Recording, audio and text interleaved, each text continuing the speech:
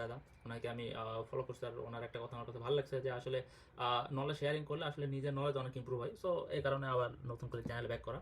তো আজকের পর্বে আমরা দেখবো যে আমরা Express.js এবং Node.js-কে কীভাবে একটা সিঙ্গেল রান টাইমে রান করতে পারি। মানে আমাদের এই দুইটার জন্য দুইটা সেপারেট দুটো পোর্টে রান করার প্রয়োজন নেই। আমরা একটা সিঙ্গেল টাইম, যাতে একটা সিঙ্গেল পোর্টে আমরা বোথ অ্যাপ্লিকেশন রান করতে পারি, এই এই বিষয়টা আজকে আমরা দেখবো। এটা আসলে অনেক বেনিফিট আছে, বিশেষ করে আমরা যারা Node.js নিয়ে কাজ করি, আমাদের দেখা যাচ্ছে ডিজিটাল ওশন বা এই ধরনের বিভিন্ন সার্ভিস প্ল্যাটফর্মের নতুন আপনার হচ্ছে একটা অ্যাপ প্ল্যাটফর্ম আসছে, যেখানে দেখা যাচ্ছে একটা Node.js প্রোগ্রাম আপনি সিঙ্গেল রান টাইমে অ্যাড করতে পারবেন। সো ওই রকম ক্ষেত্রে দেখা যাচ্ছে ওখানে দুইটা অ্যাপ্লিকেশন রান করতে গেলে দুইটা অ্যাপে আপনার নেওয়ার প্রয়োজন পড়ে। সো আপনি এখানে দেখা যাচ্ছে যে যদি একটা রান টাইমে ফ্রন্ট এন্ড এবং ব্যাক এন্ড যদি বোথ রাখতে পারেন, এবং এই দুইটার জন্য যদি দুইটা এনপিএম প্যাকেজ ইউজ করার প্রয়োজন না হয়, সো এটা আপনার জন্য অনেক হেল্পফুল। তো চলুন, হয়তো আমার কথা শুনে আপনারা অনেকে বুঝতে পারেননি, তো চলুন আমরা ডাইরেক্ট কোডে গিয়ে দেখি যে আসলে কীভাবে কী করতে হবে। আচ্ছা, তাহলে আমরা সবার প্রথমে আমাদের Next.js-টা আমরা মূলত Next.14 ইউজ করবো। আমরা Next.14 আমাদের অ্যাপ্লিকেশনে ইনস্টল দিয়ে নিই। তো আমরা এই কোডটা কপি করে নিলাম। আমরা হচ্ছে আমাদের ফোল্ডারে ব্যাক করি, আমাদের স্টোরেজে যাই। আচ্ছা, এখানে স্টোরেজ, এখানে আচ্ছা এখানে অ্যাপ্লিকেশন। আচ্ছা, আমি একটু টার্মিনালটা ওপেন করে নিই, অ্যাপ্লিকেশনটা দিই। হ্যাঁ, ঠিক আছে। এর আন্ডারে আমরা এখানে একটা Next.14 অ্যাপ ক্রিয়েট করে নিই। এখানে ম্যাপ না, আমরা দেবো হচ্ছে ডেমো, ধরেন ডেমোই দিলাম। আর আমরা টাইপ স্ক্রিপ্ট না, আমরা কোনো টাইপ স্ক্রিপ্ট ইউজ করবো না। ইএসলিন্ট আপাতত বাদ রাখি, এটা একটু ঝামেলা করবে, যেহেতু আমরা এখানে শুধু মানে মানে ফুল প্রজেক্ট আমরা তো রেডি করতেছি না, শুধু ডেমোটা দেখবো, সেই জন্য আমরা এখানে ইএসলিন্ট নো করে দিলাম। টেলউইন্ড সিএসএস, হ্যাঁ টেলউইন্ড সিএসএস থাক, আমাদের এমনি দেখার প্রয়োজন পড়তে পারে হয়তো বা। আর এটা সোর্স টাইপে না, আমরা সোর্স টাইপটা ইউজ করবো না। অ্যাপ হ্যাঁ, অ্যাপ তো অবশ্যই লাগবে, এছাড়া তোমরা Next.13 Next.14 এর কোনো ফিচারই তো ইউজ করতে পারবো না। ইম্পোর্ট এরিয়াস হ্যাঁ যা আছে তাই থাকলো। আচ্ছা, আমাদের প্রজেক্টটা সেট আপ হোক, আমরা ততক্ষণ একটু দেরি করি। আচ্ছা, আমাদের প্রজেক্ট সেট আপ হয়ে গেছে, এটা আপাতত কেটে দিই। আর এখানে যে ডেমো যেটা আছে, হ্যাঁ ডেমোর মধ্যে আমরা ফুল অ্যাপ্লিকেশন পেয়ে গেছি। আমরা এখান থেকে আমাদের নোট এটা উঠাই নেই, আর ডেমোটা যদি আমি এখানে ছেড়ে দিই, ব্যাস এটা গেল। আমি জাস্ট এটা হচ্ছে একটা সেপারেট এখানে একটা উইন্ডোতে রান করি। হ্যাঁ, ঠিক আছে।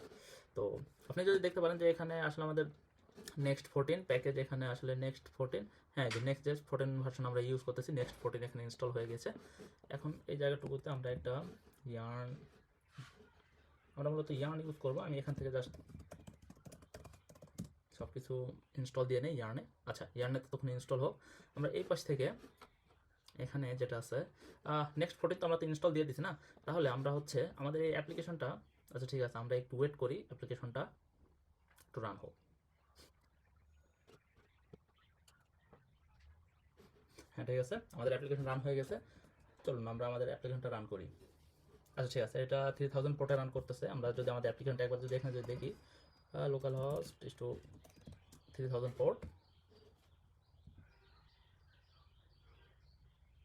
হ্যাঁ 3000 পোর্ট ওপেন হয়ে গেছে। আর যদি আমরা দেখতে পাচ্ছি এখানে কম্পাইল হয়েছে, সার্ভার সাইডে কম্পাইল হয়েছে, আর সার্ভার সাইড থেকে সব ডাটা পাঠিয়ে দিচ্ছে। সো এটা পারফেক্টলি কাজ করতেছে। তাহলে আমরা এখন এখানে যদি Express.js এই সেম এই একটা বান্ডেলের মধ্যে যদি অ্যাড করতে পারি, তাহলে আমাদের জন্য খুব ভালো হয়। তাহলে আমাদের এই নোড মডেল, এই একটা নোড মডেলের মধ্যে আমাদের front end back end related যা কোড আছে সব থাকবে, আমাদেরকে দুটো জন্য সেপারেটলি রান করার প্রয়োজন পড়তেছে না। ঠিক আছে, তাহলে এই ক্ষেত্রে আমি অলরেডি আগে থেকে যে আমার এই একটা প্রজেক্ট আছে, একটা প্রজেক্ট ওখানে এই কোডটা সেট আপ করে রাখছি, ওখান থেকে আমি এখানে কোড নিয়ে এসে দেখাবো। কারণ হাতে কোড করতে গেলে কি অনেক সময় আপনার বিভিন্ন ধরনের ইরর আসে। আসলে আমি চাচ্ছি না যে টিউটোরিয়াল এইরকম তৈরি করার সময় যাতে কোনো ধরনের ইরর ফেস করতে হয়। সো আমি ওখান থেকে কোডগুলো নিয়ে এসে আমি আপনাদেরকে সেই কোডগুলো ব্রেকডাউন করে দেবো। ঠিক আছে, তো আপাতত এটা আছে। ঠিক আছে, এখন এই জায়গাতে আমি হচ্ছে একটা ফাইল বানাই নিই, আমাদের ঠিক রুটে এখানে একটা ফাইল বানাই নিই। ফাইলের নাম দিয়ে হচ্ছে server.js।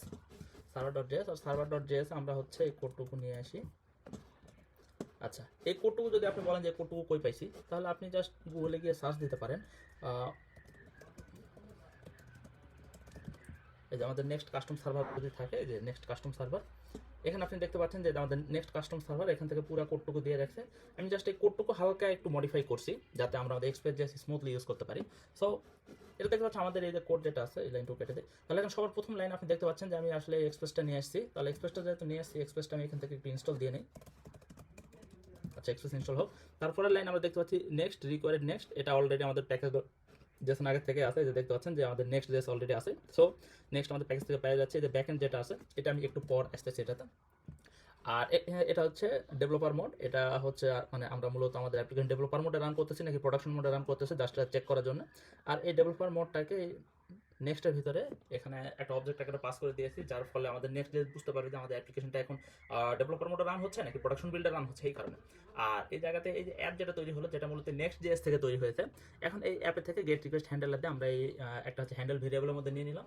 আর এখানে পোর্ট যেটা আছে, পোর্ট আমরা ইএনভি, আচ্ছা যেহেতু আমাদের এখানে ইএনভি নাই, আমরা এই জিনিসটাকে আপাতত এখানে তাহলে, আচ্ছা যেহেতু এই জিনিসটা এক্সিস্ট করে না, এটা বাই ডিফল্ট হয় 3000 নিয়ে নেবে, ঠিক আছে, কোনো সমস্যা নেই। আর এখান থেকে কোর্স যেটা আছে, কোর্সটা আমাদের দরকার পড়বে, তাহলে আমরা কোর্সটা এখান থেকে অ্যাড করে নিই, যেহেতু এটা না অ্যাড করলেও হতো। আচ্ছা ঠিক আছে, ইনস্টল দিয়ে নিয়েছি। এরপর আমরা এখানে কি করতেছি, এই যে অ্যাপ যেটা আছে, যেটা Next.js মূলত একটা অ্যাপ, এখানে আমরা হচ্ছে Next.js দিয়ে একটা অ্যাপ তৈরি করে দিচ্ছে, সেই অ্যাপ ডট প্রিপেয়ার, যদি এই কোডে দেখেন, এই যে এখানে দেওয়া আছে যে অ্যাপ ডট প্রিপেয়ার ডট দেন, এই ফাংশনটা মূলত আমাদের Next.js এর একটা ফাংশন।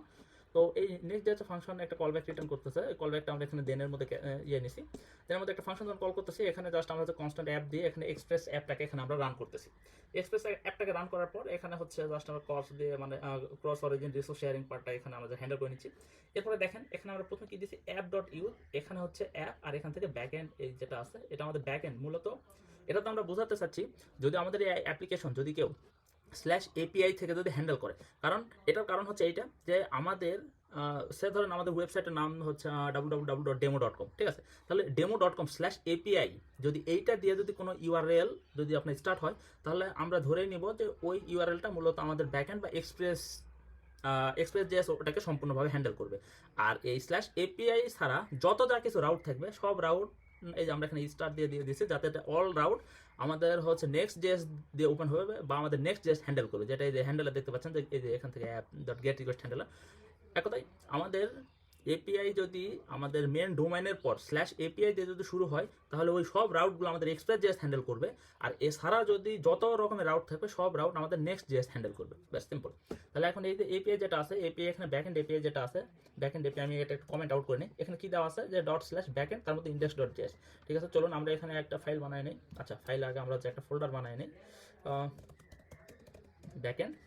ব্যাকএন্ডের মধ্যে আমরা একটা ফাইল বানাই নিই index.js, বাস। তাহলে আমার এখানে index.js চলে আসলো। এখন এই ফাইলটুকু ব্যাকএন্ড থেকে রান হবে, ঠিক আছে। আমি সেভ দিয়ে নিই। এই যে আমাদের এই ফাইলটা যদি আমরা ওপেন করি, আমাদের এই ফাইলটা আপাতত এমটি আছে। আমরা আমাদের এক্সিস্টিং কোড থেকে একটু ফাইল নিয়ে আসি, ব্যাকএন্ড ইন্ডেক্স যদি বা, আচ্ছা আমাদের এখানেও কিছু প্রয়োজন নাই, আমরা হচ্ছে এই ফাইলটুকু নিতে পারি, ঠিক আছে। এখন আমরা আমাদের, এটা হচ্ছে আমাদের প্রজেক্ট, ঠিক আছে। এখানে সার্ভার কি করলো, আমাদের যেটা এক্সপ্রেস সার্ভার, আমাদের এই ব্যাকএন্ড এখানে পাঠিয়ে দিল। এখন এই জায়গাতে আসার পর আমরা এখানে কি করলাম, এক্সপ্রেস নিলাম, প্রথমে এক্সপ্রেস রিকোয়ার করে নিয়ে আসলাম, তারপর এক্সপ্রেসের রাউটারটা নিলাম, আর এক্সপ্রেসের রাউটার থেকে এখানে আমি হচ্ছে ধরেন ডেমো দিলাম, আর এই জায়গাতে হচ্ছে সাকসেস ট্রু দিয়ে দিলাম। তাহলে কি, তাহলে এখানে আমাদের এক্সপেকটেশন হচ্ছে কি, যে যদি আমরা /API/demo যদি এই ইউআরএল ওপেন করি, তাহলে আমাদের এই ফাংশনটুকু বা এই জেসন কোডটুকু আমরা দেখতে পাবো। আর যদি আমরা এই API/demo ছাড়া যদি অন্য কোনো ইউআরএল যদি ওপেন করি, তাহলে এটা আমরা ফ্রন্ট এন্ড থেকে দেখতে পাবো। তাহলে চলুন আমরা আমাদের এখানে আসি। আচ্ছা সব কিছু কি এখানে কি ইয়ে করা আছে? আচ্ছা আমি আমার সার্ভারটা একটু রিস্টার্ট দিয়ে নিই। আচ্ছা সার্ভার এখন রিস্টার্ট দিলে এটা আসলে এভাবে রান হবে না কেন? কারণ দেখেন আমরা এখানে হচ্ছে সার্ভারে যেটা কল করেছি, কিন্তু আমাদের প্যাকেজ.json থেকে যখন ডেভ কমান্ড রান করতে, সেটা মূলত আমাদের নেক্সটটাকে কল করতেছে, ঠিক আছে। মানে Next.js এর যে ডিফল্ট যেটা আছে, ডিফল্ট ডেভেলপমেন্ট সার্ভারটাকে চালু করতেছে। সো আমরা এটা চাই না, আমাদের এটা জাস্ট এটা ডেভ 2 নামে দিয়ে দিলাম, আর এটা আমাদের থাকলো ডেভ। এই জায়গাতে আমরা কি ইউজ করব, নোডমন। বাই দ্য ওয়ে আমার পিসিতে নোডমন কিন্তু গ্লোবাল ইনস্টল করা আছে, আপনাদের পিসিতে যদি ইনস্টল না থাকে আপনারা জাস্ট এভাবে অ্যাড করে নিতে পারেন। ইয়ার্ন, এই যে আপনি দেখতে পাচ্ছেন যে এখানে জাস্ট ইয়ার্ন গ্লোবাল অ্যাড নোডমন, যদি আপনি এটা এখানে এন্টারপ্রেস করলে আপনাদের পিসিতে আসলে ইয়ার্ন গ্লোবাল ইনস্টল হয়ে যাবে। সো আমি আপাতত ইনস্টল করতে চাচ্ছি না, কারণ আমার অলরেডি ইনস্টল আছে।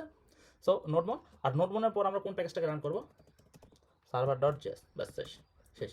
এখন আমরা জাস্ট এখান থেকে কি করব, আচ্ছা এখান থেকে আমরা হচ্ছে ইয়ার্ন ডেভটা রান করি। আপনি দেখতে পাচ্ছেন যে ইয়ার্ন ডেভ আসলে, হ্যাঁ এই যে আমাদের ডেভেলপমেন্ট সার্ভার রান হয়ে গেছে 3000 পোর্টে। চলুন আমরা একবার চেক করে নিই। আমরা হচ্ছে লোকাল হোস্ট নট 830, আচ্ছা 3000 যখন ওপেন করলাম, হ্যাঁ এটা কিন্তু আমাদের Next.js এর একটা ফাইল ওপেন হইলো।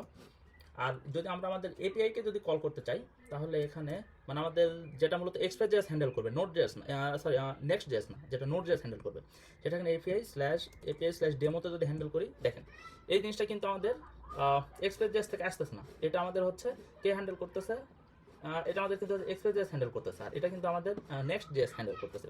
এখন থেকে সেম জায়গাতে দেখেন এপিআই দিয়ে শুরু হয়েছে, যদি এখন ইউআরএল যদি আমাদের এপিআই দিয়ে শুরু না হয়, টেস্ট দিয়ে শুরু হয়, এই যে আমরা এই ধরনের ইউআরএল পাবো। তাহলে কি এপিআই ছাড়া অন্য যে কোনো, আচ্ছা যদি আমরা নর্মালি এপিআইও দিই আর এপিআই পর এমন একটা ইউআরএল দিলাম যেটা আসলে এক্সিস্ট করে না, টেস্ট নামে তো কোনো আমাদের ইউআরএল নাই। সো আপনি দেখতে পাচ্ছেন যে যদি কোনো ইউআরএল ম্যাচ হয়, এপিআই ইউআরএল এর সাথে যদি ম্যাচ হয় তাহলে সেটা আমাদের এইরকমভাবে দেখাবে, আর যদি ম্যাচ না হয় তাহলে এখানে 404 দিবে। আর এপিআই এর পর যদি এখানে ডেমো থাকে, জাস্ট এই যে এখানে দেখতে পাচ্ছি। তো আপনারা তো বুঝতে পারলেন যে আসলে এখানে কীভাবে ইয়ে করা হলো। ধন্যবাদ।